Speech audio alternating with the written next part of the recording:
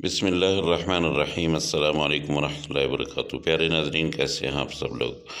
उम्मीद करता हूँ कि अल्लाह पाक की रहमतों के ज़ेर साया खैर आफियत से होंगे। आपके रोज़े बहुत अच्छे गुज़र रहे होंगे। बहुत ठंडे ठंडे रोज़े जा रहे हैं, तो सोचा आपके लिए एक गर्म सी रेसिपी तैयार करूँ और आप लोगों को ये तरीका बताऊँ। ये शामी कबाब की रेसिपी है और इफ्तारी के टाइम बहुत ही मज़ा करेंगे। तो यहाँ पे मैंने लिया है आधा किलो गोश्त और ये बग़ैर हड्डी के है, इसमें हड्डी नहीं है। और इसके साथ मैंने आधा किलो ही दाल चना की ली है। इसको साफ़ करके अच्छी तरह से मैं 2 घंटे के लिए भिगो देता हूँ। फिर उसके बाद मैं आपको बताता हूँ कि फिर मैंने क्या करना है। तो दोस्तों, तकरीबन 2 घंटे गुज़र चुके हैं। ये दाल को मैंने भिगो दिया था, पानी इसका निकाल दिया है, इसको अच्छी तरह से साफ़ कर लिया है। एक चीज़ का ख़्याल रहे कि दाल जो है इसमें कुछ पत्थर वग़ैरह ना हो, उसको साफ़ कर लेना। अब मैंने प्रेशर कुकर में दाल और गोश्त दोनों को ही डाल दिया है। तो ये तकरीबन मैं इनको टाइम लगाऊंगा आधा घंटे के करीब करीब। तो ये मैंने 2 दरमियाने साइज़ के प्याज लिए हैं। सॉरी, आधा घंटे नहीं, 20 मिनट में इसको टाइम लगाऊंगा ताकि अच्छी तरह से दाल भी गल जाए और बीफ भी गल जाए। 2 दरमियाने साइज़ के मैंने प्याज ले लिए हैं और इसके साथ मैंने 2 अपना बड़ी इलायची और 1 दालचीनी का टुकड़ा, 1 तेज़पात ले लिया। और यहाँ पे मैं डालूँगा लाल मिर्च, दड़ा लाल मिर्च मैंने डाल दी है और उसके साथ मैंने ज़ीरा पाउडर डाल दिया है। सुर्ख लाल मिर्च पाउडर मैंने 1 चम्मच डाल दिया है। ये सारी चीज़ें 1-1 चम्मच में डाल रहा हूँ, ठीक है।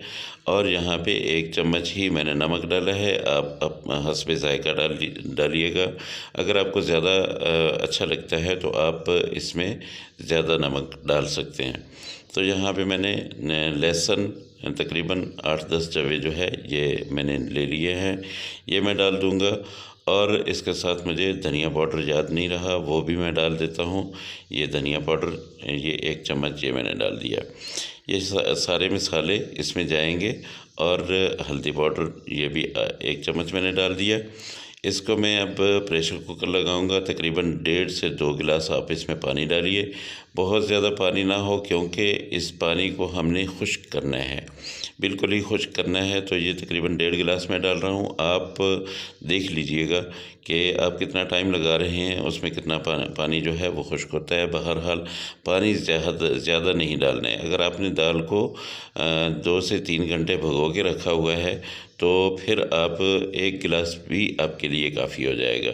लेकिन देख लें, मैंने ज़्यादा देर के लिए दाल को नहीं भिगोया था। मैं इसको तकरीबन 20 मिनट का टाइम लगाता हूँ और उसके बाद मैं आपको दिखाता हूँ कि इसकी क्या शक्ल बनती है। तो ये तकरीबन 20 मिनट हो चुके हैं। प्रेशर कुकर आराम से खोला करें, आराम सुकून से, बिल्कुल जब भी इसकी गैस सारी निकल जाए। तो अल्हम्दुलिल्लाह ये देखिए, ये दाल गल चुकी है। अभी मैं चेक करता हूँ कि इसकी जो बीफ की बोटियाँ थी वो भी गल गई हैं या अभी बाकी है उनमें कुछ कसर।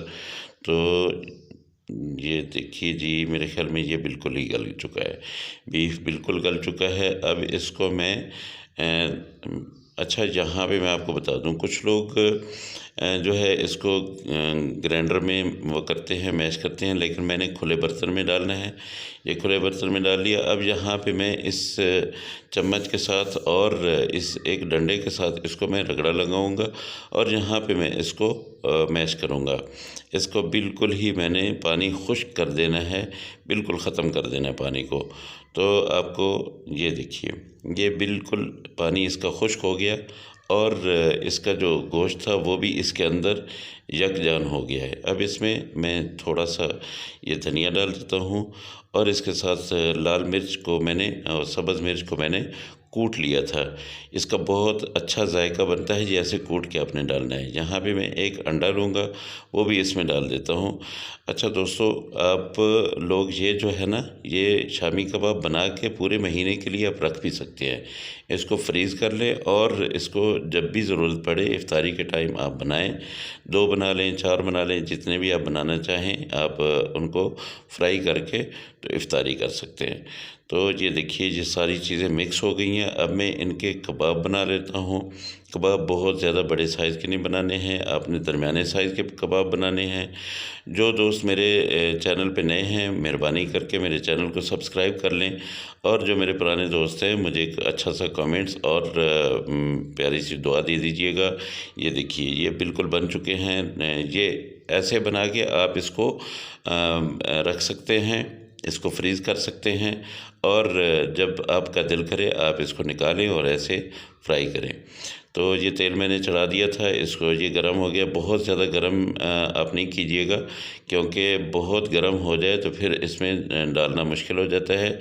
अपना दरमियाने फ्लेम पे रखिए, और जब आप इसमें डाल लें ये कबाब, तो उसके बाद आप इसको जो है वो तेज़ कर लें। तो ये आहिस्ता आहिस्ता से आपने इसको पलट देना है, और तकरीबन 2 से 3 मिनट एक साइड लगाएंगे, 2 से 3 मिनट दूसरी साइड लगाएंगे। सारे मसाले पके हुए हैं, कुछ भी कच्चा नहीं है इसमें। तो ये बहुत जल्दी बन जाएंगे, और इनके अंदर ऑयल भी नहीं जाएगा। ये देखिए माशाल्लाह से बिल्कुल रेडी हो चुके हैं, और ये देखिए इनका कितना प्यारा कलर आ गया है। आप भी ऐसे ही बनाइएगा, और मुझे बहुत सारी दुआएं दीजिएगा।